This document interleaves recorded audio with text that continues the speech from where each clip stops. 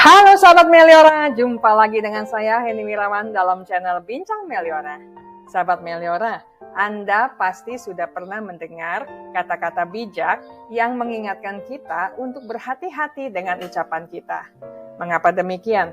Simpel saja, kata-kata kita akan berproses di benak kita, bahkan menjadi penguat bagi gerak-gerik kita.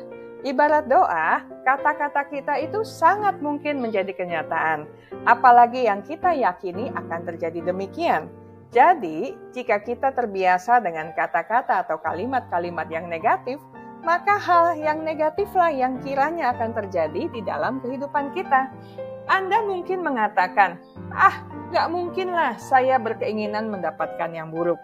Iya sih, pastilah semua orang maunya mendapatkan yang baik, yang menyenangkan, yang mendekati kesuksesan. Tetapi kalau yang kita katakan yang jelek-jelek, apa jadinya? Karena itu, hari ini kita akan memeriksa daftar kosakata kita, apakah yang model begini masih ada sebagai penghambat keberhasilan kita.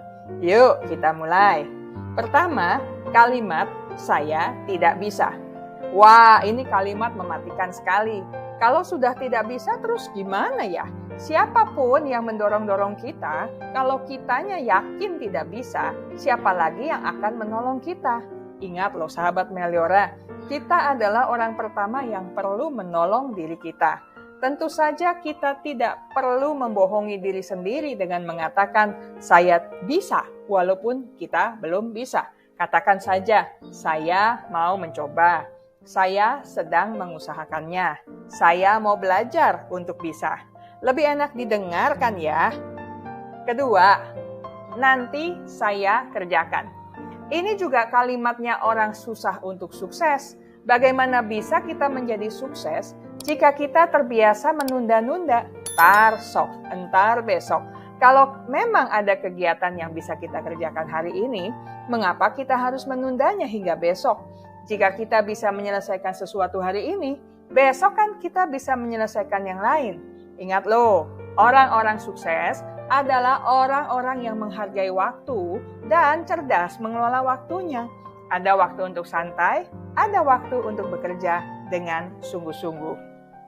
Ketiga, saya tidak punya waktu. Ini sih bohong saja. Tiap orang kan mempunyai waktu 24 jam. Hanya saja tergantung kepada kita masing-masing, kita mau mengerjakan apa, kapan, dan bagaimana.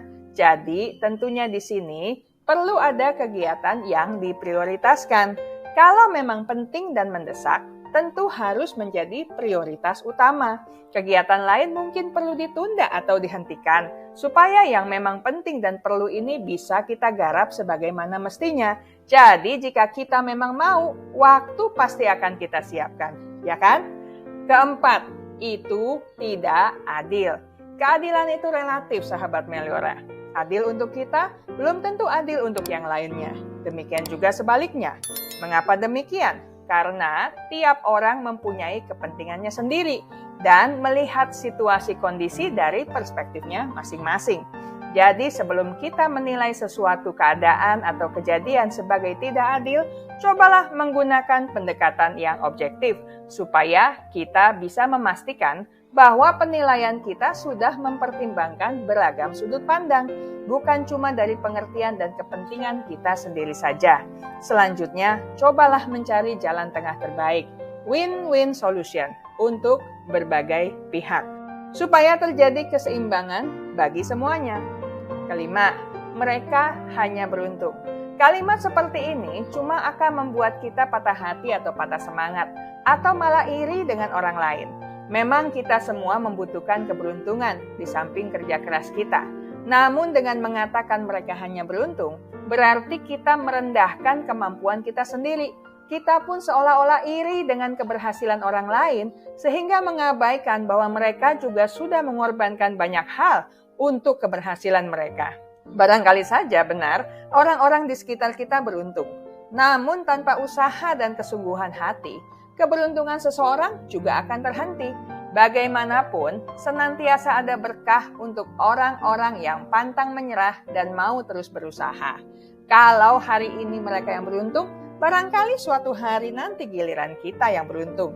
Apalagi jika sampai pada hari itu kita memang belum menyerah dan sedang terus berusaha. Ya kan? Oke, bagaimana dengan Anda sahabat Meliora? Kalimat yang mana yang masih harus dihapus dan dihentikan dari kebiasaan kita berkata-kata? Sudah waktunya kita mengisi pemikiran kita dengan ide-ide yang lebih positif, aktif dan penuh harapan, bukan? Sekian dulu dari saya. Sampai jumpa dalam Bincang Meliora selanjutnya. Salam Meliora.